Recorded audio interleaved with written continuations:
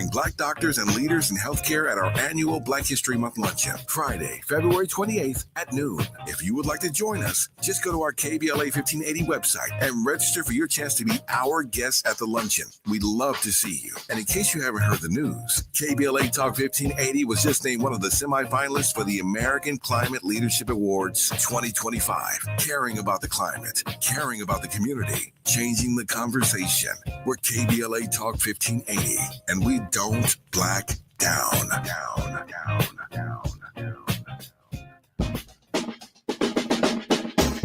Shine, flies, no time to waste while it's passing you by. Shine, flies, be patient, 'cause good things happen in time. We gon' get it right, we gon' get it right, we gon' get it right. We gon' get it right. Protests and anthems, yes, we chanting a movement of people. It's like we dancing to the ministry of. It's the energy of, in memory of them that we love. The trinity of the people, the peace, the power, the truth. We speak the powers even louder. We can say it blacker, we can say it prouder. A woman vice president that went to Howard. Now we talk helping black businesses, and our differences is magnificent. Bringing light to the poor where the prisons is. I was so good like this where forgiveness lives. The ascension is to leave what's left behind and feed the seeds for deeds that bless the mind, caress the mind, and question justify when you and God and time are best aligned.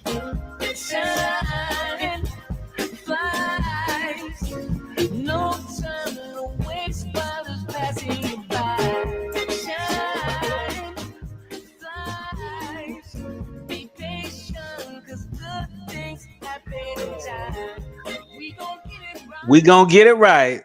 We gonna get it right. We gonna get it right. You're listening to A More Perfect Union on KBLA Talk 1580. I'm Dr. Nii-Quartelai, your host and chief White House correspondent. I'm in touch until you be in touch. Follow me on all the social media platforms at Dr. Nii-Quartelai. Just type in Dr. Nii-Q, DRNIIQ, and there I am, fresh for you to follow. Also, be sure to download the KBLA app to listen to us live or on demand, or simply tell Alexa to play KBLA Talk 1580, and there we are. Have you subscribed to A More Perfect Union podcast? Have you? If you haven't, there's no time like the present. That way you'll never miss an episode. Now, it's time for you to decide the good, bad, and ugly headlines of the day. But first, I want to make sure that y'all are out there spreading the word about a new campaign that we have launched here at KBLA. It's called Fired But Not Forgotten, the Testimony Project. It's all about bearing witness, breaking silence, and building community. And what we're committed to doing here at KBLA Talk 1580 is amplifying the voices of Black federal workers impacted by mass firings. Rooted in the Black tradition of testimony, this initiative is all about showing up and ensuring that those who served us are not erased from history. That's what this is about. Through firsthand accounts, investigative storytelling, community-driven dialogue, we intend to expose injustice, preserve truth, and demand accountability. So this is all you got to do. If you know someone, if you or someone has been forced out of federal employment due to mass firings, please contact us at info@smileyAudiomedia.com or via the open mic feature on the KBLA 1580 app. We want to hear from you. We want to share your story at KBLA Talk 1580. We certainly have your Black. And speaking of government workers, they voted for Trump, but now they're losing their U.S. government job. The LA Times reporting that about on the laid off folks, people laid off by the administration in recent days from the U.S. government. Some of them are Trump voters, and they've expressed dismay at what they said has been an unfocused, counterproductive, and callous slashing of the federal workforce. Are we surprised?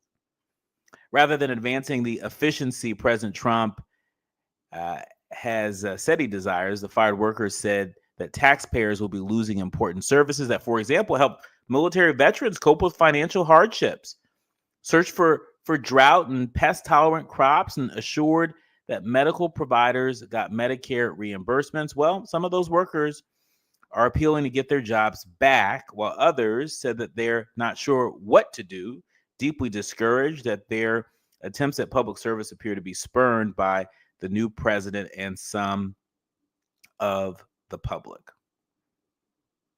It's happening. It's happening. You know what else is happening? Medicare, they insure 1 in 5 Americans. But the GOP budget could really severely impact their coverage. USA Today reporting that the House narrowly passed the budget resolution on Tuesday that would extend the 2017 tax cuts and require $2 trillion, $2 trillion with a T, in federal savings. While the Senate has to sign off on the House resolution before Congress adopts the legislation, the budget resolution starts a process that could result in significant changes to Medicaid, the federal state health insurance program that covers nearly 1 in 5 Americans. The budget resolution calls for the Energy and Commerce Committee to find, get this, $880 billion with a B, $880 billion in savings and spending reductions from programs under its jurisdiction. President Trump has repeatedly said he does not want cuts to Medicare, the federal health program for adults 65 and older and Americans with disabilities. So experts say that means Medicaid is a potential target for spending reductions. House Speaker Mike Johnson said on Tuesday he's confident that Republicans can follow through on Medicaid cost savings without eliminating coverage for those who qualify. It's a lot of language there, a lot of words to unpack. And I guess the search for compassion continues. Speaking of the search for compassion, when we come forward, you don't want to miss my conversation with the widow of the great Muhammad Ali. I was real privileged to be in conversation with Lonnie Ali, talking about a new research study that she's leading on the topic of compassion. Talk about no time but the present. More when we come forward. You're listening to A More Perfect Union on KBLA Talk 1580. You're listening to A More Perfect Union on KBLA Talk 1580. We've got a lot to talk about. Texting privacy policy and terms and conditions posted at textplan.us. Texting enrolls for recurring automated text marketing messages. Message and data rates may apply. Reply stop, opt out. Individual results may vary. Consult a doctor prior to use. If you've struggled to lose weight in the past, this important message is for you because you could lose as much as 50 pounds or more with Zelfie. Zelfie makes it easy and affordable to get weight loss treatment 100% online. Zelfie providers can prescribe FDA-approved GLP-1 weight loss medications clinically shown to help people lose weight like Wegovy, Zepbound, and others. Plus, help get the medication covered by insurance so it's as little as $0 a month. The doctors are super helpful, and the meds have been a game changer. It's the first program I've had success with. Before Zelfie, I was unable to lose weight, even though I was eating healthy and exercising 6 days a week. Zelfie helped me not only lose weight, but I feel so much better. Text GOAL to 200-300 to get started today with Zelfie and see if weight loss medications like Wegovy or Zepbound are right for you. Don't wait. Text now for a link to your exclusive offer. Text GOAL to 200-300. That's GOAL to 200-300. GOAL to 200-300. KBLA Talk 1580. We've got a lot to talk about. KBLA Talk 1580 reminds you that we keep us safe. The Live Your Life organization mentors young women, helping them break negative mindsets and see beyond their surroundings. Through career exposure and hands-on training, they're encouraged to think big, stay focused, and make positive choices. Founded by Nikisha Mama Boo Smith, who transformed her life to become a community leader. Live Your Life is changing lives, but they need your help. They're raising funds to keep their new building open and expand their program. Your donations will support food, clothes, hygiene products, and holiday giveaways. Visit liveyourlife32.com. That's LIVEYOLIFE32.com to help today. This is a community call to action from KBLA Talk 1580. Who cares about the Black community in Altadena? We do. On Saturday, March 8th at 10 a.m., it's the premiere of Conversation Live, Altadena Rising with James Farr. This new weekly show will explore the deep roots and resilience of Altadena's Black community as we track its recovery and reimagine its future. From relief efforts to rebuilding, We're raising up voices, stories, and solutions to build back Black Altadena better and stronger than ever. It's Conversation Live, Altadena Rising with James Farr, every Saturday at 10 a.m., beginning Saturday, March 8th, with an encore presentation, Sundays at noon. James Farr, the man who is the voice for Black Los Angeles. At KBLA Talk 1580, we've got your black. Hit me! National news, the consequence, informed opinion, and analysis beyond the headlines. You're listening to A More Perfect Union on KBLA Talk 1580. You are listening to and streaming A More Perfect Union on KBLA Talk 1580. I'm Dr. Nii-Quartelai and really delighted to be in conversation with my next guest, Lonnie Ali. She is the host of the Ali in Me podcast. And also the widow of the great Muhammad Ali, here to talk about the Compassion Report that was just launched by the Muhammad Ali Center. Welcome to the show, Miss Ali. Good morning. How are you? I'm well. How are you doing? Fine. Thank you for having me. Well, thank you for being here. First things first, the Ali Center has done a tremendous job keeping the life and the memory of the greatest alive and well. One of the many ways in which you all keep the spirit of Muhammad Ali strong for all of us is through the release of this Compassion Report. Tell us about this study on compassion and what you all are hoping to what are you hoping to usher into the world with the release of this report? Well, the Muhammad Ali Center, which is was built when Muhammad was alive, so that he could put his handprint on it. It presents and mobilizes Muhammad's legacy for now and for future generations, because Muhammad was an inspiring individual whose footprint was large and left many lessons that we all can learn. But the Compassion Report is just an extension of that legacy, because Muhammad, in truth, was like a torchbearer of compassion. It was at the center of his legacy and everything that he did. So we thought it was important to talk about that part of his legacy as well, especially at this particular time in our nation's history, where compassion, what the report has suggested is that compassion is on the decline. And we felt it was something that should be highlighted. But it's a national research study that uses AI to track, to predict, and amplify compassion in America. It's a snapshot in time. It was done over a 3-month period in 2024. And we used 12 pilot cities, diverse cities across America, to do this. And I will say that it was confined to urban areas, not rural areas. The next report, this is our inaugural report, the next report will include rural areas. But it gave us an idea of where compassion lies in this nation today. And 12 cities, Seattle, Louisville, Atlanta, Dallas, San Antonio, Chicago, New York City, Los Angeles, Denver, Phoenix, Jacksonville, and Las Vegas. All cities that have a number of very robust Black communities there. Talk to us about, the impetus for this study. There are a lot of things that you all could have studied. Why did you zero in on compassion? Well, it was, like I said, it was something of a friend of mine, and the first global peace laureate at the Ali Center, Farah Panda, who was a State Department diplomat.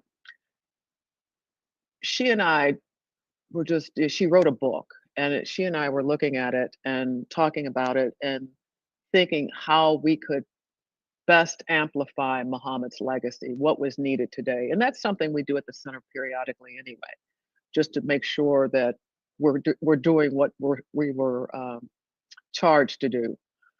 and that Muhammad's voice stays relevant, but his voice is always relevant. Mm-hmm. But compassion was something that we had not explored with Muhammad, and we wanted to do it in a way that spoke with hard data, um, that gave us insight as to where compassion was today. I mean, because we could have thought it was fine, but everything that we've witnessed, the toxic polarization, the hateful rhetoric, told us that, the warning signs were there that it wasn't. And we thought it would be important, as an important part of Muhammad's legacy, to amplify compassion in this nation at this particular time. That was And the impetus for it. and some of the really interesting insights that folks are gleaning from this study. 61% of people say that their compassion has decreased over the last 4 years. Americans find it most difficult to have compassion for groups with low socioeconomic status. And women self-report lower levels of self-compassion compared to men, somewhere 64% versus men's 71%. These are just a few of the great many insights from this study. Look, there has been a lot of turbulence in American politics, to say the least. We're living in a time where we're seeing, federal employees experiencing mass layoffs. There's a lot of unrest in this country and in other parts of the world. Give us your take in terms of how you think compassion is really driving some of the attitudes that are shaping our politics today. I don't think it is. I don't think compassion is driving the attitudes of politics and policy today. If it was, we'd be in a different place, obviously. And I say this knowing that this report was composed and the research was done prior to any election, before any federal workers were laid off, before any new administration took the White House and took the Oval Office. So I feel that compassion is something that needs to be practiced, as Muhammad did, daily by all of us, right? And the whole report can be, I will tell your listeners, the whole report can be downloaded and you can read it for yourself at aliindex.org. And I will also mention that there is a action item at the end of it where we ask people to take the pledge and to sign the pledge, where you make a personal commitment to practice compassion every day. Growing up, you may know this, but I met Muhammad when I was 6, right? I've known this man almost my entire life. I grew up in Louisville, Kentucky, across the street from his parents. Muhammad was like this at 22. Compassion was at the core of who he was. And he taught me and his kids that we should be in a race to do good every day. Every day, we should do acts of kindness. And even the smallest act of kindness can ignite a flame in a nation. And as people, as you mentioned, 61% of people feel that compassion has been on the decline over the last 5 years. But the silver lining is, over the last 4 years, there's been a 4,000% increase online for compassion content. So people they want a better nation. They want a better community. They want us to get along. They want us to find common ground. It's some compassion in this country and in our communities. And this report sort of points that out. Yeah, and this report also points out that higher compassion cities tend to have more residents that are proud of their cities, with Right. cultural diversity emerging as a key driver. Talk to us about some of the insights you gleaned from some of the cities that you studied closely. Are there any examples that come to mind where you saw that pride for city really sort of jump off the charts? I don't know about jumping off the charts, but they are definitely have citizens that are involved in the community. I'm proud to say that Louisville, my birthplace, Muhammad's birthplace, was number 2 on this. And don't get me wrong, the compassion score goes from a negative 100 to a positive 100. It's Mhm. not like there's not room for improvement for everybody. Mhm. I think Louisville scored 15 on this. Seattle was number 1 at 16. So that's still a long way from 100, right? But at Mhm. least we weren't down in the negative zones. But what makes Louisville special is that we are a very welcoming, I feel we are a welcoming city. Compassion was something that has been a part of City Hall directorate as far as policies were concerned.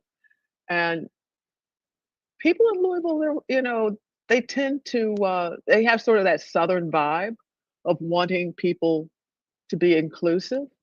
We have a very thriving immigrant community in Louisville as well. Not to say we don't have our challenges. We do. We absolutely do. But it is the birthplace of Muhammad. I should say Cassius Clay and then Muhammad. And that happened for a reason. I mean, when you think back to when Muhammad first started into boxing, he was sponsored and supported by the Louisville Sponsoring Group. Now, this was a group of 12 white men, business leaders in the community, who saw an opportunity for this young man who had talent to excel. And they wanted to support that. They wanted to support that. They saw that greatness within in Muhammad. So Louisville is a, very community oriented, very involved. We address some of the issues that we talk about there, mental illness, childcare, housing. That like I said, we have our challenges. It's not that they have all been eliminated, but we strive to make it better for all of our residents. And I think it's felt by people, obviously. Yeah, yeah, yeah. In graduate school, I studied corporate social responsibility, Mhm. and so when I read through some of the insights from your study, I saw one insight that suggests that companies may be spending money on some of the wrong solutions. You say that while 60% of American businesses ran etiquette trainings in 2024, only 11% of people turn to their coworkers when they need compassion support. Am I reading that correctly? Is it a lot of American businesses maybe investing in, when you say etiquette training, do you mean maybe like DEI training? Um, Yes, and only 11% of people turning to maybe employee resource groups. Am I reading that correct? that's correct. But let me say this about that, because you take a measurement of what is presented, right? We don't know how DEI was implemented, or even if it was just something that was said, you have a DEI officer or whatever, but was it really implemented into the policies and culture of the organization? We can't answer that. However, we do know that trust in institutions has declined as well as far as when it comes to compassion. People look for compassion in ordinary people now. It could be the local coffee merchant, who always has a gathering of people in their place. It could be a crisis worker.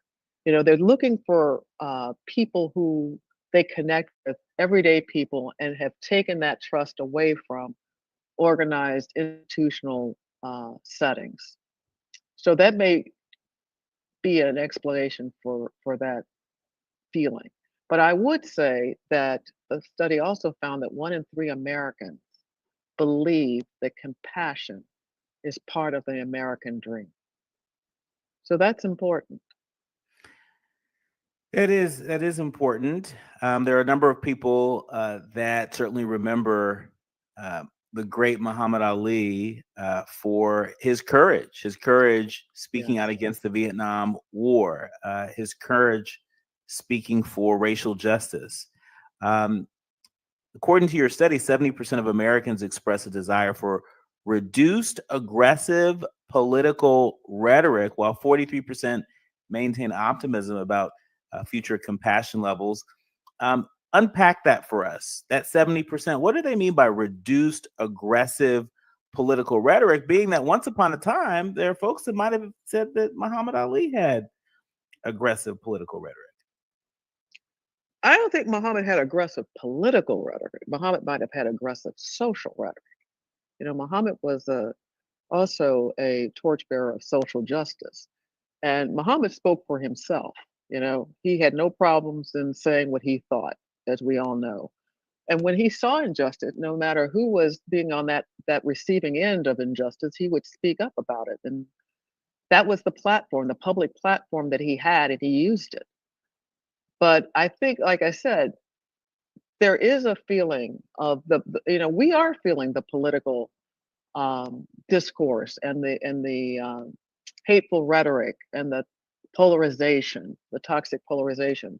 How can you not feel it? Since the Thursday prior to the election, I have turned off news. I used to be a news junkie 24/7, in the car, in the house. It was always in the background.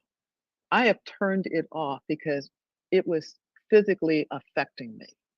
And if that is me, and I'm in this space of work with the center and carrying on Muhammad's legacy, I can only imagine what it's doing to other people. So yes, I can believe that 70% number that we discovered in this report, in this research. People are feeling it and they want it to stop. That's why they're online searching for compassion content, because they're looking for ways to fill that void.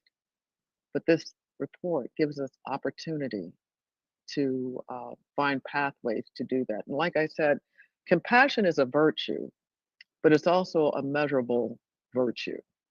And it's a muscle that can be flexed every day. And, it's sort of what, I don't know, who was it? Michael Jackson said it starts with a man in the mirror. It's about, or the woman in the mirror. It starts with you, right? First, you got to practice self-compassion. There's 5 layers to compassion. And first, you have to start with you. And the level of self-compassion, you talked about women. Usually women are caregivers, and we think about our family and friends before we think about ourselves. But if we do not feel that well of self-compassion, taking care of us, and I know from firsthand from being a caregiver for, decades, that we do tend to not to think about ourselves. But if you don't feel that well, you can't give it out, right? It's like water. If the well's not full, you can't pass it out, right? You have less compassion for others if you have nothing to give. So we have to practice that self-compassion. And that's true of not only of women, but of millennials and Gen Z, the generation as well. We feel like we're not worthy. We feel guilty for thinking about us and not others. But it goes out from there to individuals. How do you treat individuals? That interpersonal relationships. So, like I said, there's 5 layers. It goes out to community, us versus them, groups, to the nation as well. Scaling it up. And we have lost compassion. I think it's declined 14% over the last 5 years of how we feel compassion toward people outside of our country, even. It's like, who cares what's going on in the Middle East or Africa? We're more worried about us. And that was just something, when I talk about this legacy of compassion with Muhammad, that was just not something he did. He practiced self-care, self-compassion, but he was always concerned about the person next to him or the person 10,000 miles away from him. When we come forward, we're talking about the Muhammad Ali Index, a national study on compassion in America, with Lonnie Ali, the widow of the great Muhammad Ali. She's also host of the Ali and Me podcast. When we come forward, I want to get her take on a consequential vote that was cast in Congress yesterday, moving forward on a budget that may mean a lot of cuts to people on Medicaid. It really flies in the face of exercising compassion in the eyes of so many. We'll get her take on that and more when we come forward. You're listening to A More Perfect Union on KBLA Talk 1580. If you're looking to be engaged, enlightened, and empowered about issues related to national politics, elections, identity, culture change, and social justice, you've tuned into the right place. A more perfect union continues when we come forward.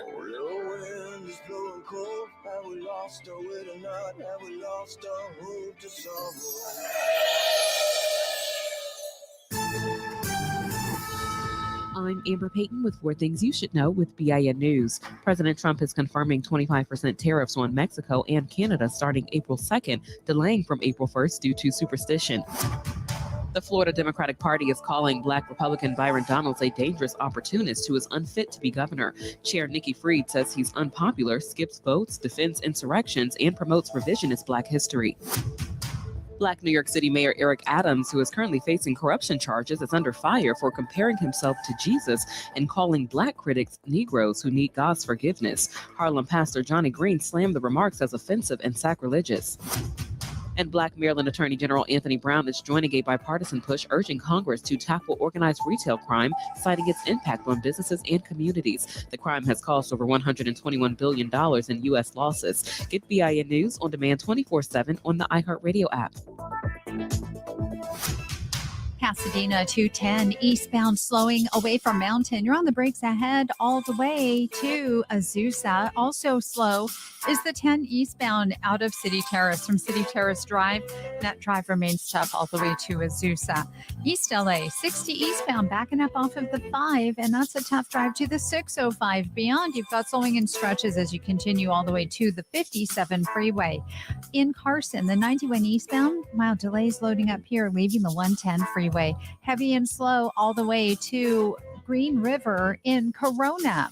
If you or someone you know is affected by the Los Angeles wildfires, you are not alone. No matter how sad, scared, or heartbroken you feel, Cal Hope is here for you and all those affected by the devastating wildfires. Find free, safe, and confidential mental health support at calhope.org. This is the KBLA Sports Minute with Ray Richardson.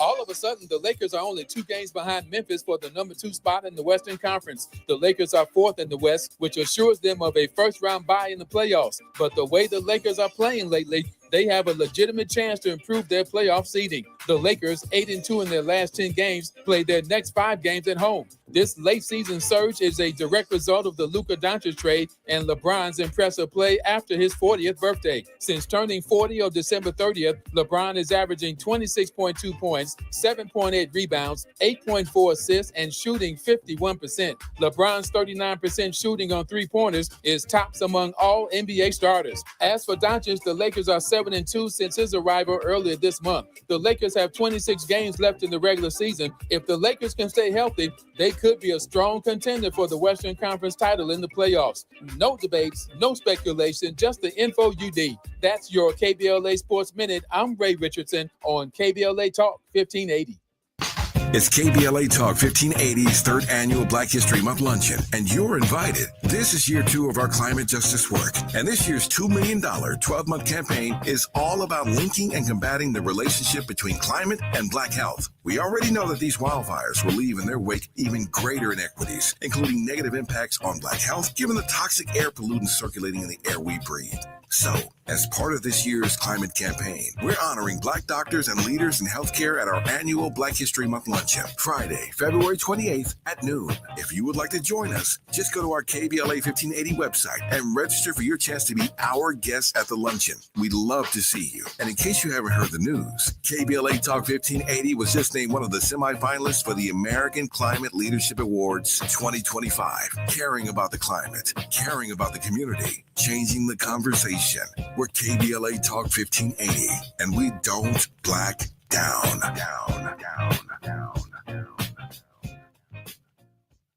Looking for a purposeful and passionate way to make a difference in your community? Volunteer with our Senior Medicare Patrol and help prevent Medicare fraud. SMP volunteers work in their community educating peers about healthcare fraud and how to prevent and detect it. Free training starts soon. Check us out online or at an SMP open house near you.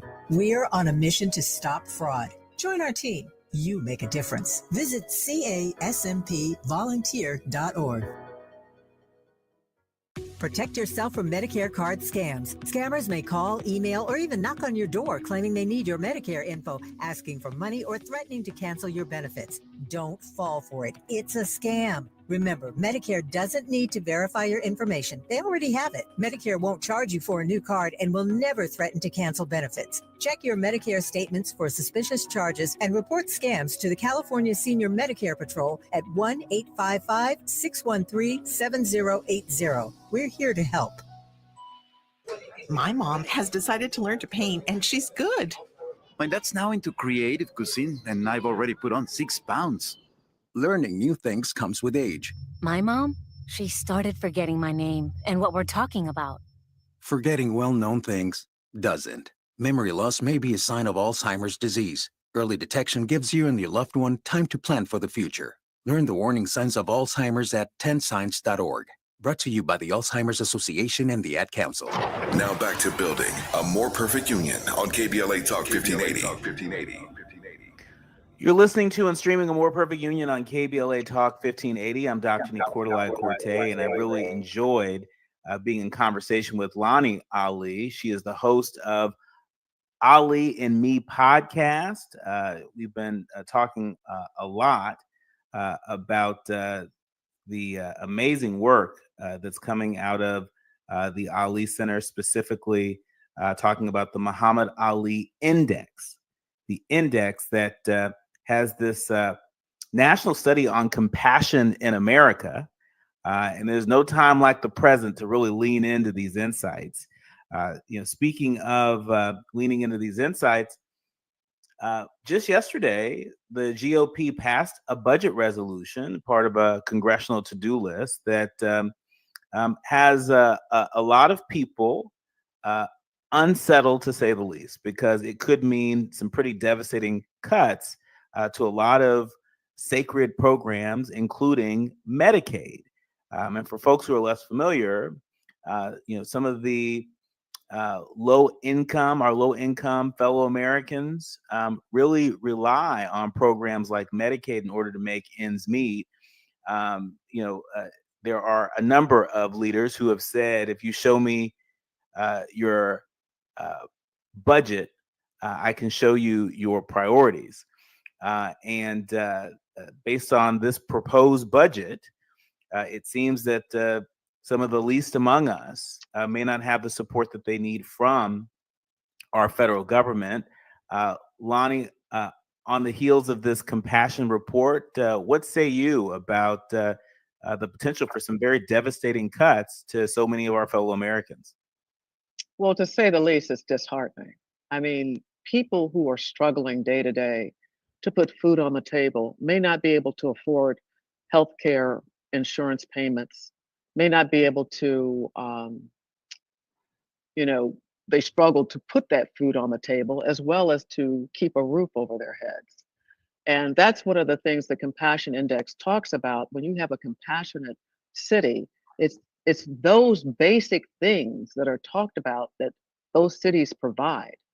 But when you take that national safety net and pull it away, it just puts that burden on the cities themselves to try to fill that gap. And I can guarantee you, if that occurs, we're going to see more people in shelters, people who are homeless, people who do not have medical care, who are going without the needed care they may need to get the assistance they need, the prescriptions they need. It will put a burden on society if that occurs. And there will be a lot of people suffering.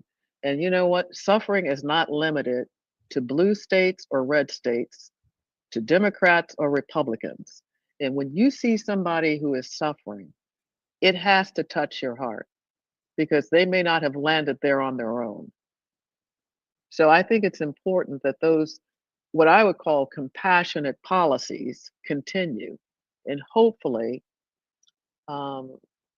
constituents will let their lawmakers, their congressmen, their senators know how they feel about that. Because like I said, it's not limited to one group of people. Mm-hmm. Mm-hmm. We've been talking about the Muhammad Ali Index, which is the world's foremost study on compassion. I certainly didn't know that before this conversation, that it is the first rigorous data-driven research to not only measure but predict the state of compassion in America today. The Muhammad Ali Index uses a technique that blends both human and artificial intelligence. Lonnie, talk to us about what sort of guardrails did your team put in place to balance out both the human and artificial intelligence? I'm asking you this question at a time where we see, AI gaining a grip on so many of the ways in which we operate as consumers and as business leaders. How are you able to maintain sort of the human integrity of this study while also leaning into cutting edge artificial intelligence technology? Well, the study, we commissioned Sparks and Honey, a cultural intelligence, it's AI, cultural intelligence behavioral agency that does this kind of work. And it's a proprietary algorithm that they use, the AI side of it. But the behavioral side of it was extremely important to have the human feedback. The algorithm, the proprietary algorithm, actually looked at social media feeds and content. And that's how the AI part was used. But as far as the Ali Center suggesting or controlling the percentages of what the AI part was and the behavioral part was, we didn't do that ourselves. That was part of the agency that did that, Sparks and Honey. That's incredible. Well, it sounds like the way of the future. Well, you know what? AI has its benefits, but it, like everything, it has its dark side too. It can be something good can always be used, unfortunately, for something that's not so good. So hopefully that doesn't happen. But in this case, it was used for good. Yeah. And speaking of being used for good, talk to us about what you hope will be the legacy of this index. We know that this particular study zeroed in on urban areas, urban cities. That there will be another study in the future that will focus a bit more on rural communities, cities in rural areas. But in the meantime, talk to us about what you hope the legacy of this research study might be in a time such as this. Well, first of all, I hope people download it and read it because that's important. And I hope they care. I hope they care about what's in this report because it will shape this nation's future. The legacy of this report, like I said, this is a snapshot in time. It talks about 12 diverse cities. We hope to add more cities to the next one. It's going to be an annual report. It will include urban areas as well as rural areas. But I think when people see, nobody wants a negative compassion score. Would you want to be in a city that has a negative compassion index score? No, we call it net compassion index score. Las Vegas had a negative 13 on this report. Families aren't going to want to move there. I mean, it's going to affect them not only socially, but economically.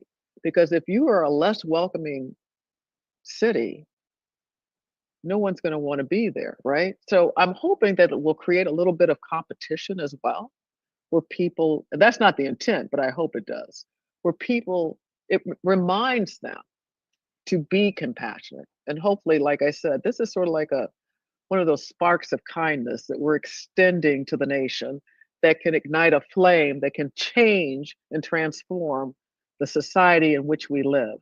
If people think about compassion in the morning when they get up, of trying to do those acts of kindness, and it could be just as simple as smiling to somebody having a hard day or letting somebody in front of you, in traffic. If you start practicing that, it becomes commonplace in your life and you do it without even thinking. So this thing of connecting to, as Muhammad did, to the humanity in each one of us, and that's sort of like is what the Ali and Me podcast is about, if I may bring that in. And of course. And I don't know if I'm allowed to say this, but it's on Audible. Of course you download on Audible, and We're very proud of that. But you talk about that connection to humanity. We cannot exist as an island. We can't. You cannot. We saw that in COVID, right? When people were isolated and the damage that it did. And so many people talked about the damage that COVID did by isolating people, masking people, not letting kids go to school. We are social animals. And to be able to connect with people one-on-one, in groups, face-to-face, like Muhammad did, and a testament to that,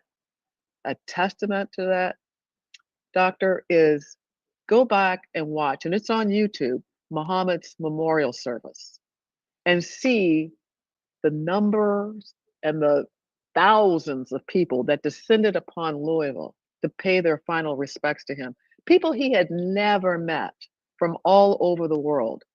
That's the power of compassion. That's because Muhammad connected to the humanity in each one of us, regardless of the baggage we carried forward. He didn't care about that. He cared about the person. And that's what we need to do. If we do that, we'll have a wonderful country. You know? So much of this show is about elevating the voices of leaders on the front lines, people who, through their work and their witness, are doing their part to build a more perfect union. And the insights from this study encourage us to do all of that and more. My thanks to Lonnie Ali, the host of the Ali and Me podcast, which is available on Audible. Also, to all the folks who worked on this compassion report, which is really best in class. The Muhammad Ali Index is the world's foremost study on compassion. It is rigorous. It is data-driven research. And they're able to actually predict the state of compassion in America today using a blend of both human and artificial intelligence. Run, don't walk to download this and incorporate it in whatever work you're doing to build a more perfect union. Thank you. Thanks so much. When we come forward, the quiet part out loud. You're listening to KBLA Talk 1580. Striving to make America a nation as good as its promise. This is A More Perfect Union on KBLA Talk 1580. We've got a lot to talk about. Life blooms in beautiful ways. The Athea Center invites you to celebrate At the End with Red Gala, honoring the strength and resilience of Black women living with HIV. Join us for an evening of empowerment as we launch the Barbara Cambridge Scholarship and kick off Herstory Month with our theme, Life in Full Bloom. Your support helps create vital HIV programming and builds a future where every voice is heard and every story matters. The End with Red Gala, because every flower deserves to bloom. To learn more and to donate, visit theatheacenter.org. Attention Los Angeles County renters and landlords. Starting January 1st, 2025, there are new rules limiting rent increases for rent-stabilized units in unincorporated LA County. Most rent-stabilized units will have rent increases capped at 2.565% from January through June 2025, with exceptions for qualified small property landlords and luxury units. To learn more about the new changes, visit rent.lacounty.gov. This message is brought to you by Los Angeles County Department of Consumer and Business Affairs. KBLA Talk 1580. We've got a lot to talk about.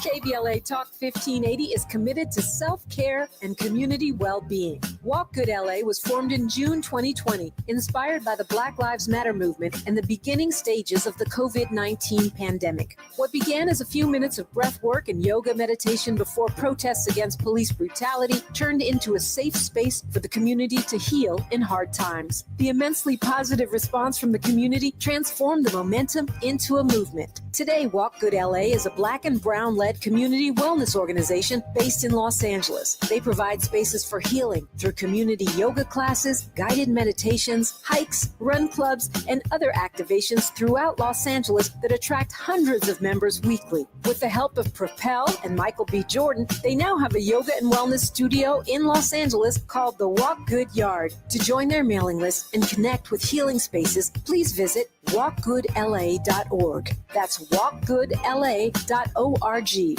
or find them on Instagram at walkgoodla. This is a community call to action, a community call to healing from KBLA Talk 1580. Hey there, Los Angeles. This is James Lucky Jr., publisher and editor of Los Angeles News Observer.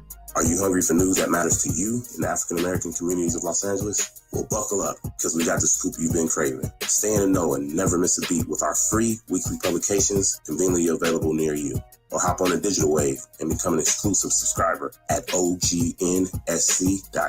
Don't forget to join the party on Instagram and Twitter at OGNSCINC for behind-the-scenes access and sizzling updates. No more FOMO. Let's stay informed, connected, and empowered together.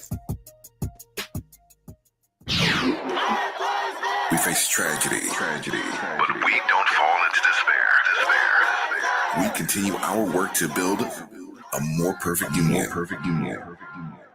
You are listening to and streaming A More Perfect Union on KBLA Talk 1580. I'm Dr. Nii-Quartelai, and it's about that time for the quiet part out loud. I don't know if you heard, but the LA Times is reporting that Governor Newsom of California is ordering a parole board to assess the public safety risk of freeing the Menendez brothers. I don't know how y'all feel about this. Feel free to sound off in a More Perfect group chat if you're streaming live on YouTube. We definitely want to hear from you. Governor Gavin Newsom has directed the state parole board to launch a risk assessment investigation into whether Eric and Lyle Menendez, who are serving life sentences for the 1989 murders of their parents, would pose an unreasonable risk to public safety if they were released. That's what they want to know. They want to, the move, which was announced today, is a step towards clemency for the brothers who have been pursuing various paths to freedom, bolstered by renewed public interest in the case and new evidence that they say corroborate a history of sexual abuse by their father, Jose Menendez. The attorneys had submitted a request for clemency to the governor late last year, and Mark Garagos said, quotes, "I'm hopeful that they'll be out in 2025. Well, it's 2025. The question is, are they coming out?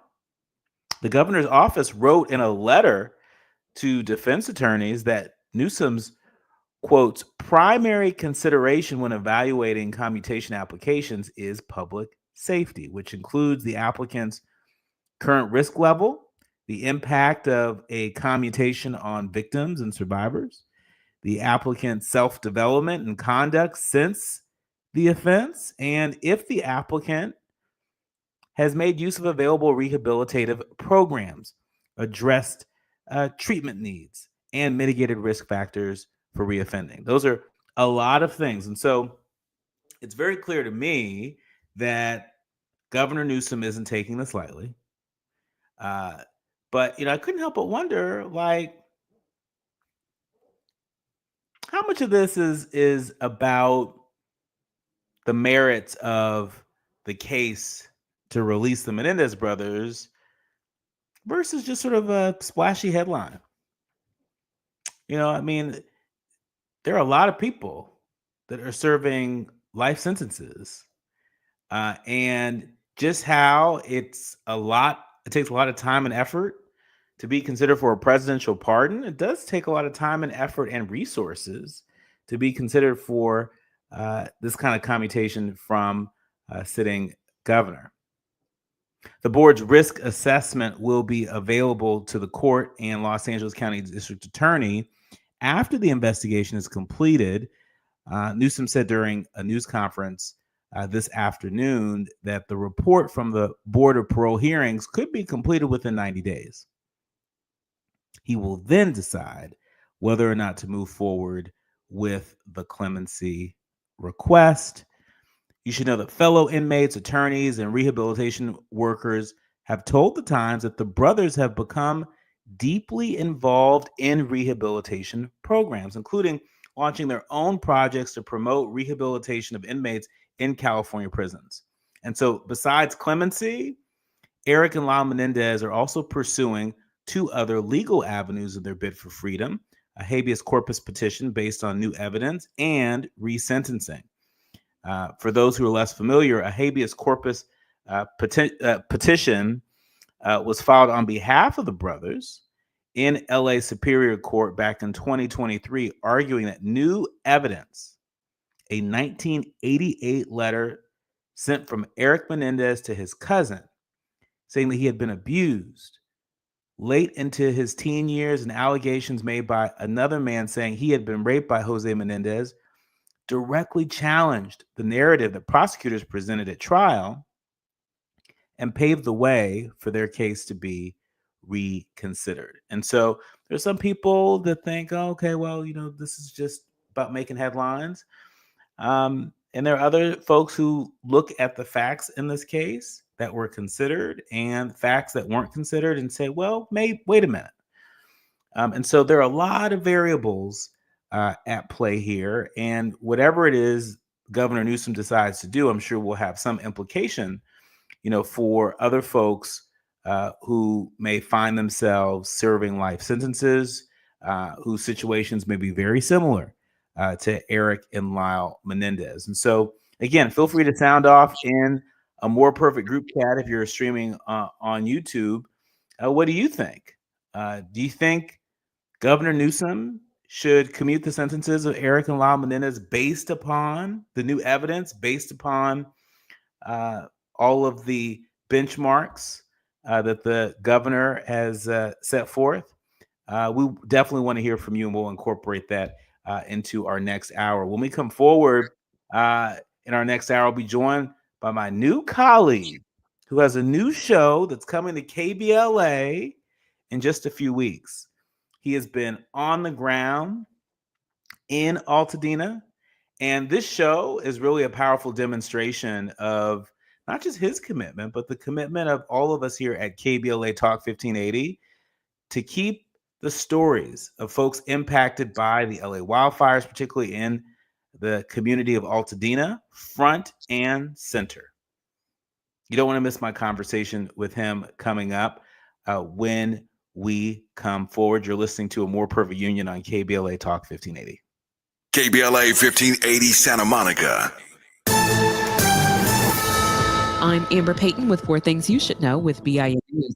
President Trump's first cabinet meeting covered ending the Russia-Ukraine war, upcoming China tariffs, and protecting Social Security and Medicaid.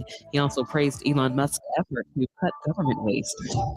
Los Angeles Councilwoman Monica Rodriguez is demanding an investigation into Black Mayor Karen